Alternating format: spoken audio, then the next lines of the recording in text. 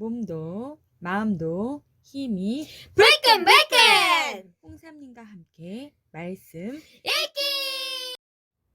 주니어 지평 이야기 성경 31 내가 누구냐? 얼마 후에 예수님은 제자들과 함께 갈릴리 호수를 떠나 다시금 긴 여행을 시작하셨단다. 예수님과 제자들은 요단강을 따라 북쪽으로 48km 정도 가서 가이사랴 빌립보에 도착했어. 한 번도 간 적이 없는 곳이란다. 걸어가면서 예수님이 제자들에게 물으셨어. 사람들이 나를 누구라고 하느냐? 제자들이 대답했어. 어떤 사람들은 침례 요한이라고 하고 어떤 사람들은 엘리야라고 합니다. 또 어떤 사람들은 옛 선지자 중 한 명이라고도 합니다. 그러자 예수님이 아주 중요한 질문을 던지셨어. 그렇다면 너희는 나를 누구라고 생각하느냐? 베드로가 곧바로 대답했어. 주님은 그리스도이시며 살아계신 하나님의 아들이십니다. 예수님이 말씀하셨어. 베드로야, 내가 복되구나. 이것을 내게 알려준 것은 내 혈육이 아니라 하늘에 계신 내 아버지이시다. 예수님은 제자들이 자신을 하나님의 아들, 하나님께서 오래전에 약속하신 구원자 그리스도로 믿고 있어서 기쁘셨단다. 제자들은 예수님이 죽은 사람을 살리고 물 위를 걷고 바람과 파도를 다스리시는 것을 보았어. 그리고 예수님의 놀라운 가르침도 들었지. 하나님께서 그런 제자들에게 예수님을 구원자로 믿는 마음을 주셨단다. 만일 내가 너의 죄를 슬퍼하고 예수님을 믿도록 도와달라고 하나님께 간절히 기도한다면 하나님이 너에게도 믿음을 주실 거야.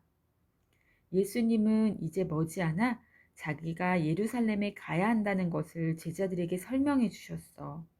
그리고 장로들과 대제사장들이 예수님을 괴롭히고 결국 죽일 것이라고 말씀하셨지. 하지만 예수님이 죽고 나서 사흘이 지나면 무덤에서 다시 살아나실 것이라고 말씀하셨어. 베드로는 사랑하는 선생님이 고난을 받고 죽을 것이라고 하자 깜짝 놀랐어. 도저히 믿을 수가 없었지. 바리새인들이 예수님을 미워하기는 하지만 복된 하나님의 아들을 죽일 수는 없을 거라고 생각했거든.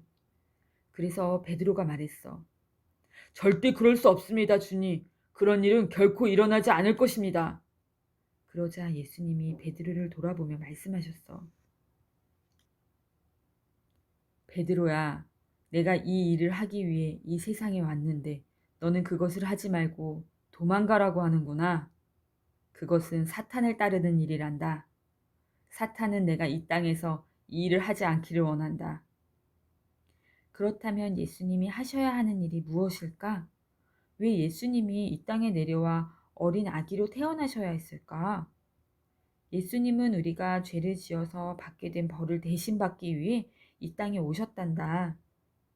우리가 악한 행동을 해서 받게 된 모든 벌을 받지 않도록 우리를 대신해 자신이 죽으러 오신 거야.